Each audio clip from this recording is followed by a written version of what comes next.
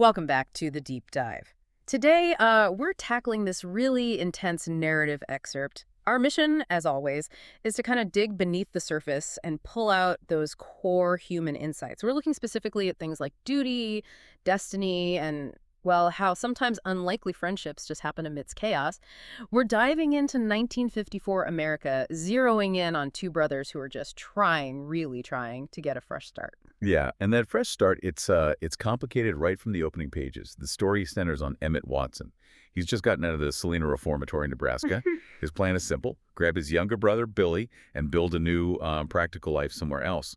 But what we really need to unpack is how Emmett's sense of duty, paying his debt, finding work, gets completely sideswiped by Billy's absolute belief in, well, kind of pre-written destiny. Okay, let's get into this sort of double bind they're in. First, there's this huge weight on Emmett, right? He was locked up for involuntary manslaughter. Right.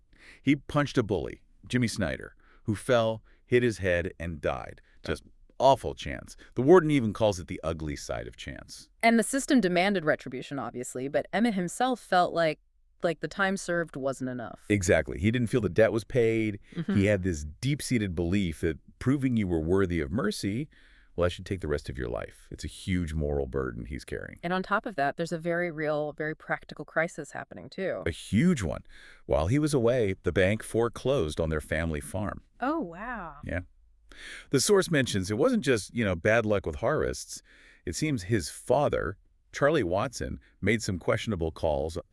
Bad judgment is the phrase used, kept changing crops. So the bank just saw too much risk, Yeah. and Emmett comes home to nothing. Pretty much. Yeah. Ruin. So his response is, well, logical, pragmatic, head south to Texas, find work. It's a survival plan built on taking responsibility. Makes sense. But then there's Billy, his 8-year-old brother. And Billy. Billy has a totally different map. He rejects survival. He demands destiny. He's absolutely set on going to California following the Lincoln Highway. California. Why California? It's not just a random idea. He found these 9 postcards that their mother mailed way back starting in 1946. They show this clear westward path, Ogalla, Cheyenne. Wow. And Billy's convinced she's waiting for them. In San Francisco, he's even marked the route on an old Phillips 66 road map. Okay, but wait. Basing a life-altering journey on, 8-year-old postcards? That sounds incredibly risky, almost irresponsible when Emmett has a solid practical plan. Is the story saying blind faith is better than responsibility here? Well, it seems to suggest that conviction itself is a powerful force, maybe the powerful force.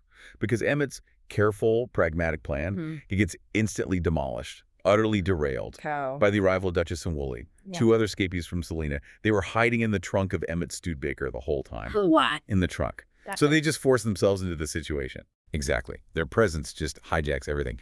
Emmett doesn't really get a choice. He's suddenly responsible for these 2 fugitives. Okay, tell me about these 2. Duchess and Woolly. They sound like quite the pair. Oh, they are. Total opposites in some ways. You've got Willie Martin first. He comes from money, serious money. There's a $150,000 trust fund from his great-grandfather. $150,000 in 1954. That's a fortune. A huge fortune. But Willie himself is described as very gentle, maybe a bit naive, kind of sheltered. He's all about traveling light, thinks possessions just weigh you down, packs just a small kit bag. Okay. And Duchess. Duchess is the spark plug, the instigator. Quick-witted, maybe a little dangerous. He's the son of this traveling actor, Harrison Hewitt. Ah, hence the nickname. Precisely. His dad used to call him the Duchess of Alba, or Kent, or wherever they were performing. It's stuck. And Duchess has his own urgent mission. Settle some scores and track down his father in New York City. So, New York City. Not Texas, not California. Nope. Eastward bound. They basically commandeer the Studebaker and force Emmett to drive them towards Manhattan. Just getting to Omaha takes them hours out of their way. It's a massive detour from Emmett's plan. And Duchess needs to settle scores. What kind of scores? Well, there's one specific, very personal one. He needs to find this guy, Townhouse, another Salina inmate in Harlem. Apparently, Townhouse took a really bad beating back at the reformatory because of something Duchess did, the Hondo fiasco or the Oreo incident. The text mentions them. Okay. And Duchess feels this intense need to balance the books. He insists that Townhouse punch him 3 times hard. He wants to get punched. Yes. To make it even. It's this really raw, almost ritualistic idea of justice or paying a debt. It shows how desperate he is to impose some kind of order, even if it's through violence against himself. Wow. That's a really warped sense of making things right. This relentless drive for payment and balancing scales. It really clashes with some other wisdom they encounter, doesn't it? It really does. Think about Sally Ransom, their neighbor back in Nebraska. She represents a completely different philosophy. Right, the strawberry preserve. Exactly. She spends an entire day meticulously making strawberry preserves. And she talks about how any worthwhile endeavor needs planning, effort, attentiveness, and the willingness to clean up. It's all about careful, focused work, about staying put. Stasis versus motion, devotion to one task versus this chaotic journey. Precisely. And then there's another perspective from Sister Agnes at the orphanage where Emmett leaves Billy for a bit. What does she offer? She warns about the internal stuff, the things that trip us up from the inside. She calls guilt and indignation two contradictory forces so sure to confound.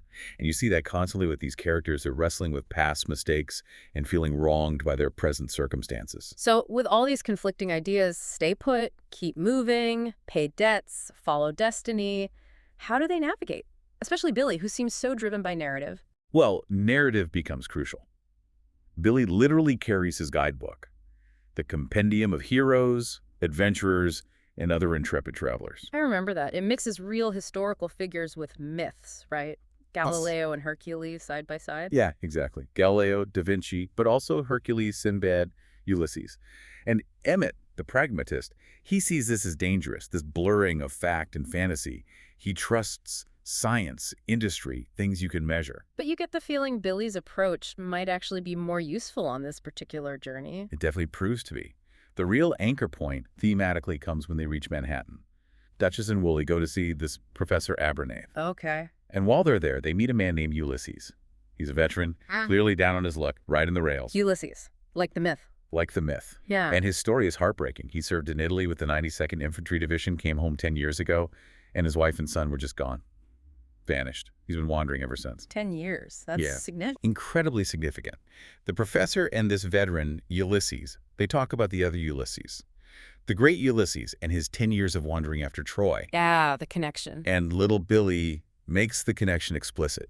He hears the veteran story and declares that his 10 years of wandering are almost up, that he's going to be reunited with his family soon, just like the hero in the story. Wow. So he's literally applying the myth to this man's tragedy. Does that help? According to the professor, yes. He completely validates Billy's interpretation. He says that everyone needs to believe their own story is unique, that it's a kind of hero's journey. It's what allows us to aspire to fall in love, to stumble, and yet soldier on. It gives meaning to the struggle, to the movement. That's actually quite profound. Imposing a narrative framework to endure hardship. Okay, so this detour east, it gives them this philosophical anchor, but it also leads to something very concrete, right? The inheritance. Exactly. The final stop on the eastern detour is Woolly's family camp up in the Adirondacks. When Emmett and Billy get there, they find Duchess desperately trying to crack open a safe. The safe with the trust fund money. The very one. And guess who figures out the combination? Let me guess. Billy. Billy. He uses his knowledge of heroes and history again. He figures Woolly's great-grandfather loved two things: the 4th of July and Abraham Lincoln. Okay. So what's a key Lincoln date? November 19th, the Gettysburg Address. The combination is 1111. Unbelievable. He unlocked it with history, not number. Precisely. Belief in national figures, in narrative, literally unlocks the future. Inside, $150,000 in fresh $50 bills. Woolly's entire legacy. But it's not a simple windfall, is it? There's tragedy tied up with it. Deep tragedy. Yeah. As they get the safe open, Emmett realizes something is wrong. Duchess finds Woolly in his bedroom. He's passed away. Peacefully, the text says, like a famous clown, Marceline, after his death. Still and quiet. Oh, no. Willie, he seems so gentle. Was he sick? He had been sick, yes. Yeah. It wasn't sudden in that sense. And his last act before passing was to write out a simple testament, signing and dating it, leaving all that money to his friends, to Emmett, Billy, and Duchess. Why? Why give it away? The text suggests he knew himself. He was found temperamentally unfit for the burden of wealth or perhaps the responsibility it entailed. He realized his legacy wasn't holding on to the money, it was enabling movement for the others, for the ones who had proven they knew how to navigate the world, even chaotically. He gave them the means to continue their quest. He did. So before they finally head west towards Billy's California dream, there are a couple of final things that tie off their old life. Right. Emmett has to deal with Sally, the neighbor. Yes, he confronts her, maybe looking for some kind of continuity or closure, but she's already moved on. She's focused on her own fresh start. She talks about setting up a household where all the cooking and cleaning that I'll be doing is for me. She's choosing her own kind of focused independence, applying her meticulous effort inward. So another path chosen. Stasis, but a self-directed kind. And the car. The Studebaker. Ah, the Studebaker. It gets a makeover. Remember Townhouse in Harlem? His mechanic friends, Paco and Pico, Los Picassos, they repaint it. Why? Because the car was linked to an incident where the Selena warden got hospitalized. They needed to change its appearance, so the powder blue Studebaker gets a new identity. A literal fresh coat of paint for a fresh start. You could say that. So with a different colored car, $150,000 in cash, Emmett and Billy finally leave New York, and now they're heading west. Towards California, towards Billy's dream. The practical plan is gone, replaced entirely by the quest. It really feels like the sources are showing how fate, these random, often terrible events like the accident, the foreclosure isn't necessarily beaten by logic or step-by-step plans. No, it seems countered more by conviction, by the sheer belief people invest in their own stories. You know, Billy's unwavering faith in his map and his mother, or even Ulysses the veteran clinging to that 10-year cycle derived from myth. And the inheritance unlocked by that very belief in history and heroes is what finally allows Emmett to let go of that crushing burden of just being the practical, responsible one. He can actually embrace the journey now. It's a huge shift for him. San Francisco was always Billy's goal, the end point on his map. But getting the means to actually go there required this completely unexpected, chaotic detour east, a journey fueled by loyalty, guilt, settling scores. So the movement itself, even being pulled in the wrong direction, was necessary. It seems so. That unplanned movement was maybe the only way they could ultimately reach their intended or perhaps destined destination. That really makes you pause and think. Willie intentionally left that money, that freedom, to the ones who were already in motion, the ones who knew how to move, maybe even how to run, not to someone like Sally who valued staying put. So if pursuing a goal really does require that planning, effort, attentiveness that Sally talked about, what happens when your resources suddenly dramatically change? Like with this inheritance, does it clarify your path? Or maybe reveal a hidden one you didn't know you were on? What kind of legacy are you, listening now, building? Is it one that requires digging in, staying put? Or is it one that demands constant, maybe even messy movement? Something to think about as you figure out where your own road is taking you.